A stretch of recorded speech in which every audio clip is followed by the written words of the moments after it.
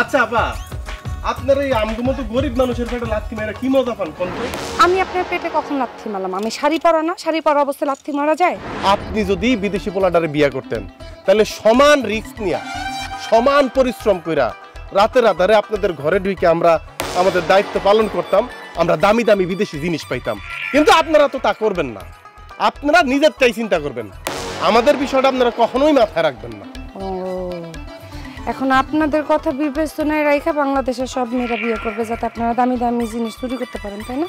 দূর আপা, আপনার লোক কথা কয়ে মজা পাই না, আর আপনার লোকে থাইকে আমার একটার পর একটা লস হইতাছে। আই কি লস হইছে আপনার? কত সুন্দর একটা বিদেশি খেলনা আমি কি সুন্দর করে আলগোস্তে ভিতরে ঢুকে ফেলাইছিলাম। আপনি জানেন এটার দাম কত? এইটা বেচতে পারলে আমি কয় টাকা পাইতাম? কিন্তু না, আপনি মনে হইল যে বাংলা সিনেমার সৎ পুলিশ অফিসার। ফেরত দেন, ফেরত দেন। আমি জিনিসটা ফেরত দিয়ে ফেলাইলাম। আমার কত বড় ক্ষতিটা আপনি করলেন আপনি জানেন? আমার কত লস হইল।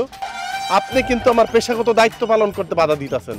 ও, আর ওই বাচ্চা মেয়েটার খেলনাটা হারাই গেলে বাচ্চা মেয়েটা কত কষ্ট পাইতো সেটা আপনি ভাইবা দেখছেন? আরে আমি সেটা ভাববো কেন? সেটা তো আমার বিবেচনার বিষয় না। আমার বিবেচনার বিষয় হচ্ছে আমার পেট আর আমার পিঠ। মানে কি?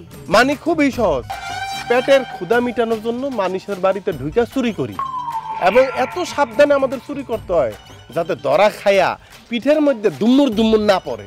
কিন্তু আপনার তো ভাবতে হবে, যদি ওই মেয়েটা আপনার মেয়ে হইতো অথবা আপনার আত্মীয় স্বজনের কারো মেয়ে হইতো, তার খেলনা যদি চুরি হয়ে যেত, সে কষ্টে যখন কান্নাকাটি করতো আপনার ভালো লাগতো?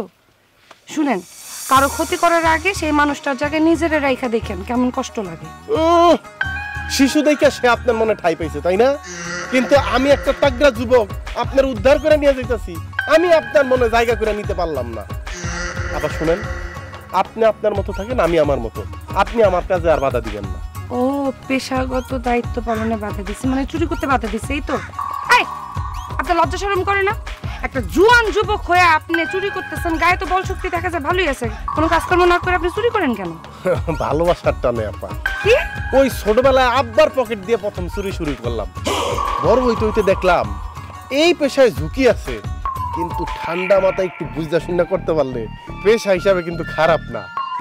যদিও আমি একটা সফল চোর এটা বলা যাবে না, কারণ আমি তো এমনও শুনছি ভদ্রলোকেরা নাকি কলমের খোসা দিয়া ব্যাংক সুদ্ধায় চুরি করে লয়ে যাইতেছে।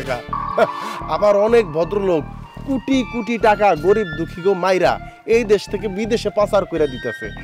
তাদের কথা বিবেচনা করলে আপা নিজের খুব ব্যর্থ মনে হয়। তারপর ওই প্রফেশনে পড়ে আছি, ভালোবাসার টানে রে আপা। আর ভালোবাসা বা প্রেমের টানে তো মানুষ অনেক কিছুই করে। তো আপনি আপনার বাপ মা আত্মীয় স্বজন সবাই রে ফালাইয়া বিয়ার আসর থেকে উঠটা প্রেমের টানে বাবুর বাড়িতে যাইতেছেন না?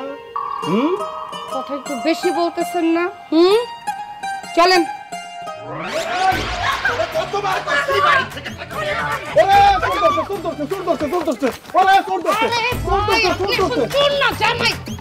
ও ভালো, আমি তো জামাই।